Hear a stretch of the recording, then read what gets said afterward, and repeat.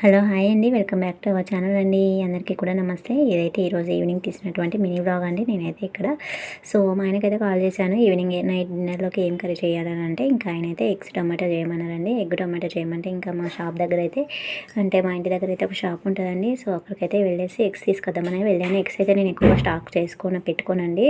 ఎందుకంటే పిల్లలు ఫ్రిడ్జ్లో పెట్టేస్తే ఫ్రిడ్జ్ చాలా ఊకే తీస్తూ ఉంటారు అనమాట. రోజుకు 30-40 సార్లు ఫ్రిడ్జ్ తీస్తారు. సో ఎక్కడ పగిలిపోతాయి అనే భయానికి ఎగ్స్ అయితే స్టాక్ పెట్టుకోను అనమాట. సో ఇక్కడైతే ఏడుస్తూ ఉల్లిపాయలు అయితే కట్ చేస్తున్నానండి. నేను చిన్న ఆనియన్స్ అయితే తీసుకుంటాను. అవి అయితే ఇంకా చాలా ఘాటుగా ఉన్నాయన్నమాట. ఆ తర్వాత ఇక్కడ గోధుమ పిండితోటి పకోడీ అయితే చేస్తున్నాను.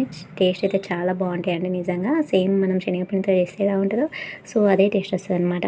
ఇంకా ఈవినింగ్ అయితే స్నాక్స్ వైజ్గా ఇలా పకోడీ చేసేసి ఇంకా ఆయన వచ్చాక టీ పెట్టుకొని టీ అదైతే తాగేసి ఈవినింగ్ అయితే ఇలా ఎంజాయ్ చేసామన్నమాట. నా వీడియో కనుక నచ్చినట్టయితే తప్పకుండా like share and subscribe friends. Thank you.